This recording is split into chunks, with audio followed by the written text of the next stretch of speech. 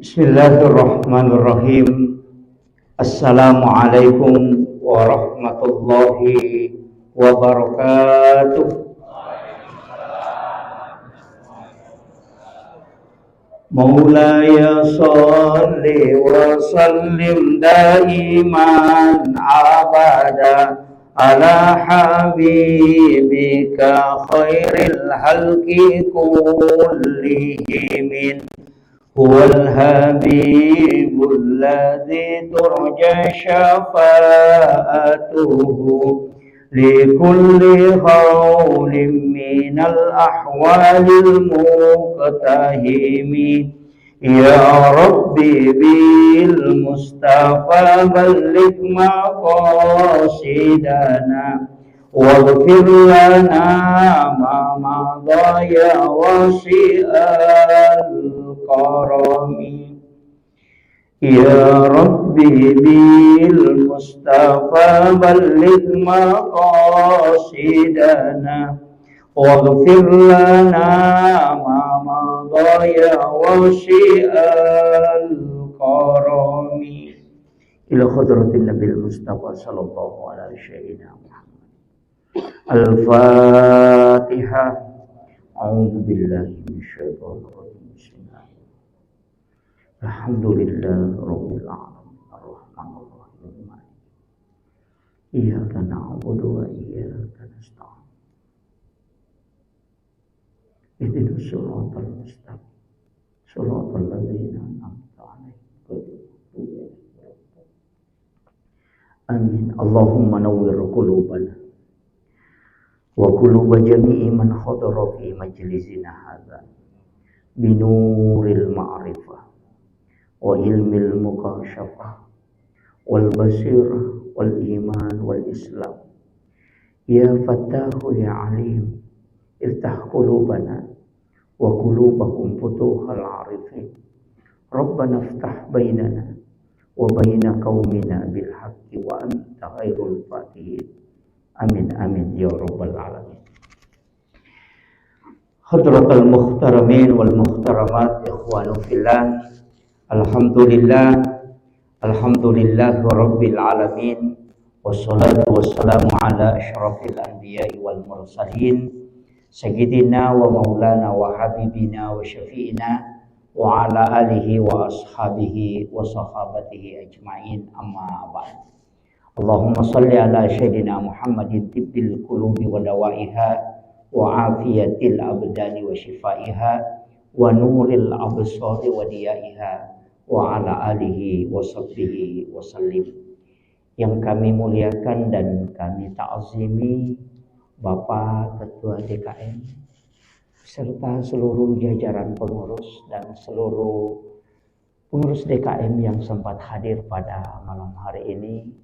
Yang kami muliakan dan kami ta'zimi para pejabat-pejabat pemerintah, baik dari RT RW yang sempat hadir, para tamu undangan, para alim ulama, tokoh masyarakat, anak-anakku, para penghafal Al-Quran, para azatis dan azatizah, ibu-ibu majelis taklim, wabil khusus orang tua kita, insyaallah doa. Semoga Allah Subhanahu wa taala memberikan keberkahan untuk beliau. Manusia ini Bapak Ibu sekalian itu dikenang bukan karena harta, tapi manusia itu dikenang karena jasa. Orang yang mengumpul harta itu beda dengan orang yang mengumpul jasa. Dan orang akan masuk surga itu karena jasa, bukan karena harta. Makanya wanita WTS yang memberikan minum kepada anjing yang kehausan itu jasa, bukan harta. Tapi dia dijanjikan surga. Orang yang banyak memberi bantuan, membukakan jalan kebaikan untuk orang, itu adalah jasa.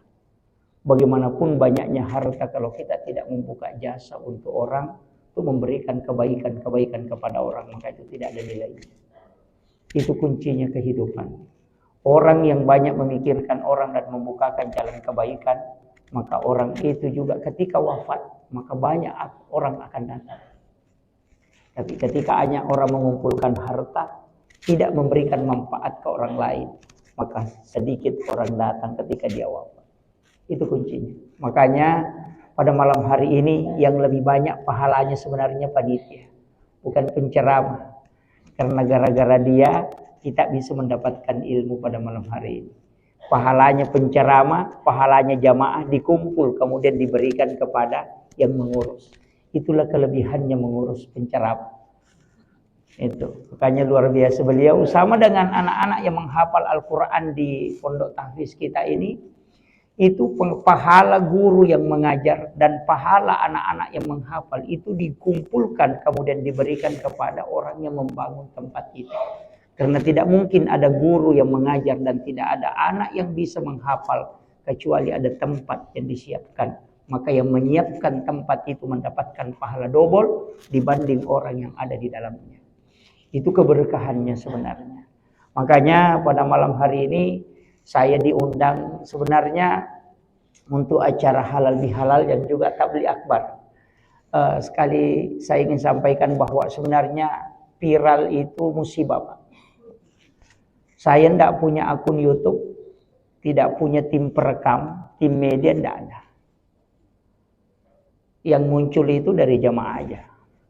Saya tidak pernah urus hal-hal seperti itu. Jadi kalau orang mengatakan akunnya Pak Ustaz itu tidak ada.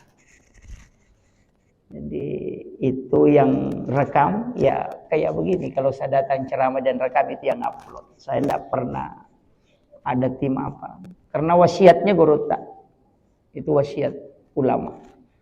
Hanya itu yang saya pegang sampai hari ini. Jadi saya hanya minta doanya. Mudah-mudahan diberikan keikhlasan dan kesehatan untuk tetap istiqomah di jalan dakwah. Karena pekerjaan ini Pak berat tantangannya. Berat. Sebenarnya kalau mau aman itu lebih banyak diam. Iya. Cuma saya dipanggil di sini bicara jadi harus bicara. Hanya kalau mau ambil berkahnya banyak diam. Orang banyak diam itu lebih banyak selamat. Yang banyak bicara itu yang lebih banyak pertanggungjawaban. Makanya cuma kalau saya tidak bicara kita tidak dapat apa-apa. Itu. Hanya pada malam hari ini kita janjian ya 1 jam aja sudah maksimal, insyaallah. Biasanya pencerahan tidak cukup 1 jam ya. Oh iya, biasanya berapa menit Pak? Ya? Ada yang lebih. Waduh. Begini, halal bihalal adalah bahasa Arab tapi bukan dari orang Arab.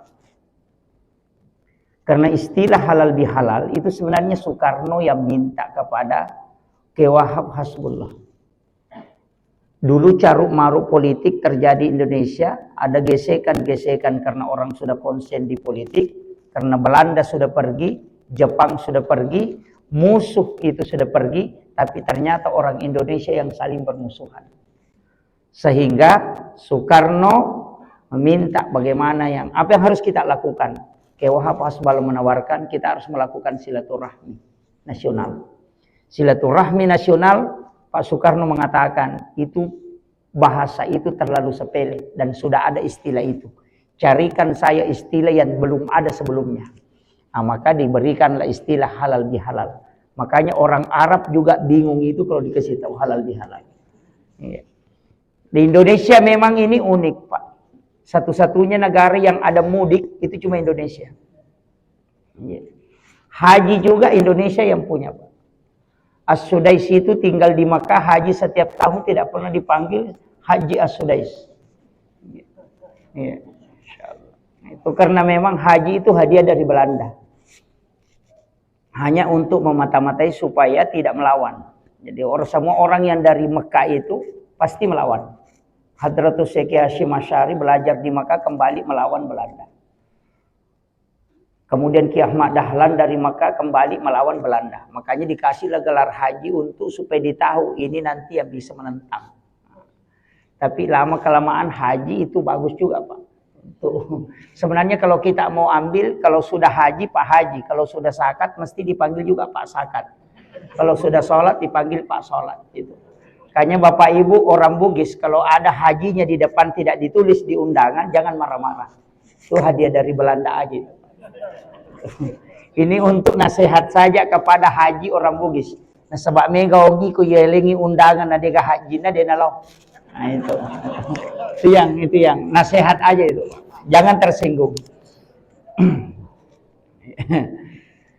Kemudian kita sebenarnya kenapa ada istilah halal bihalal? Di dalam saya mau gini, dalam mengkaji tradisi orang Bugis itu punya istilah tafaul. Tafaul sebenarnya ini bahasa Arab dan itu Nabi yang lakukan. Kalau bahasa Bugisnya senongang. Kalau bahasa Arabnya tafaul. Makanya Aisyah mengatakan, anna Nabi SAW yuhibbut tafaul. Rasulullah itu suka sekali bertafaul. Tafaul itu maknanya begini, Pak. Mengambil satu ibarat dalam suatu hal yang bermakna doa. Segala sesuatu itu ditarik lari ke doa, punya makna. Makanya kuenya orang Bugis itu juga begitu. Barokah. Cuma kita mengatakan barongko. Suwalla, kita sholawat kita mengatakan suwalla. Al-katiri min din, makadaki katiri mandi.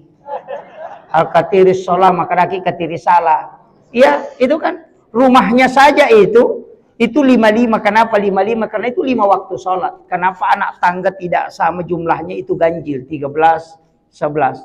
Itu karena Allah ganjil dan menyukai yang ganjil.